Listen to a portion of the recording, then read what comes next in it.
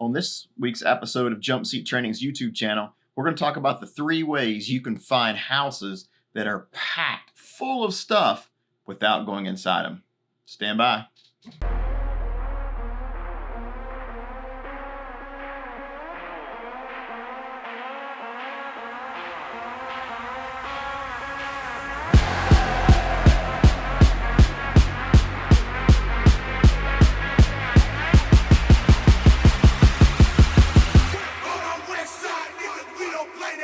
What's up, everyone? This is Ryan. If you're new to this YouTube channel, my name is Ryan Pennington. I'm a firefighter from the Charleston, West Virginia area.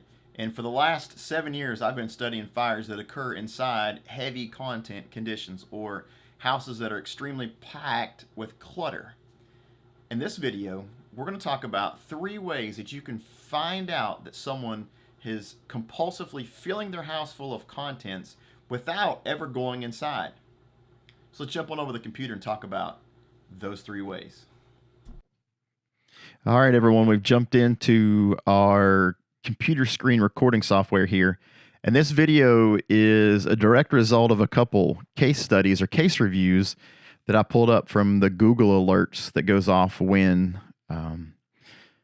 I find news coverage of a heavy content fire. Some tragic, some of them successful, and then some of them just happened. So the first picture we're going to pull up here is, unfortunately, this was a fatal house fire. And this is from down south in southern United States. And when I reviewed this case, there was some really interesting things that popped up. Number one, the overgrown shrubs seems to be a common finding in people that are trying to conceal the interior of their house.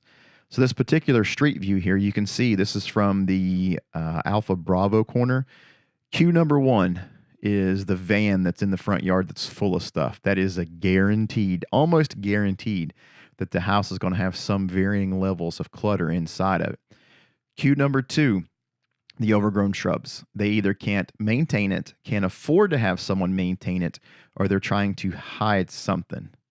And then clue number 3 is the privacy fences. The privacy fences. Now, I'm not saying that everyone that has a privacy fence all the way around their structure is filling their house full of stuff, but this is something that you need to investigate. If you see that privacy fence, you need to get behind it. You need to figure out, is this being a storage container? And then if they're storing stuff in their yard, why are they storing stuff in their yard? Because the house is full. So especially in a municipal district, you need to walk around the house because most of them do not allow clutter to be kept in the front yard beyond the front porch, which maybe I should have titled this video the 4 cues and clues. So there is some other cues and clues of compulsive hoarding or cluttered environment.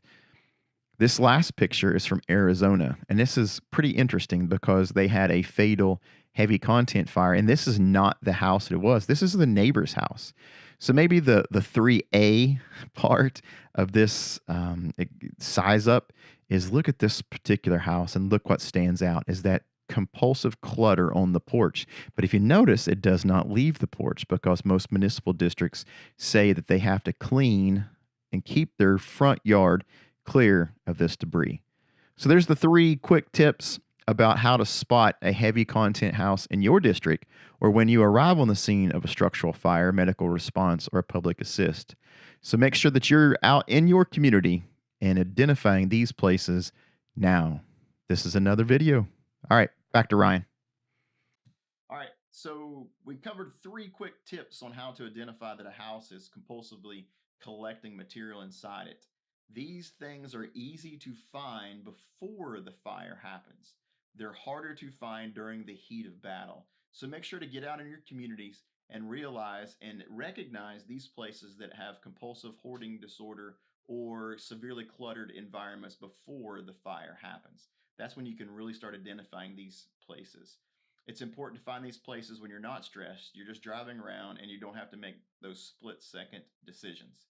All right, that's it for this week's video from Jumpseat Training here on YouTube. Please slide down that bottom, smash that subscribe button, throw a thumb up like on this video, you can make sure to head over to any of the podcast platforms and download the weekly podcast that is Jumpseat Radio, where we share the ins and outs of the fire service both inside the firehouse and on the fire ground. And make sure to follow along on all your social media platforms. Next week at FDIC Indianapolis, we'll be talking about these size up cues and clues, but then we'll also be talking about interior operations. I hope you like this quick video. Like, share, subscribe, and have a fantastic day. See you.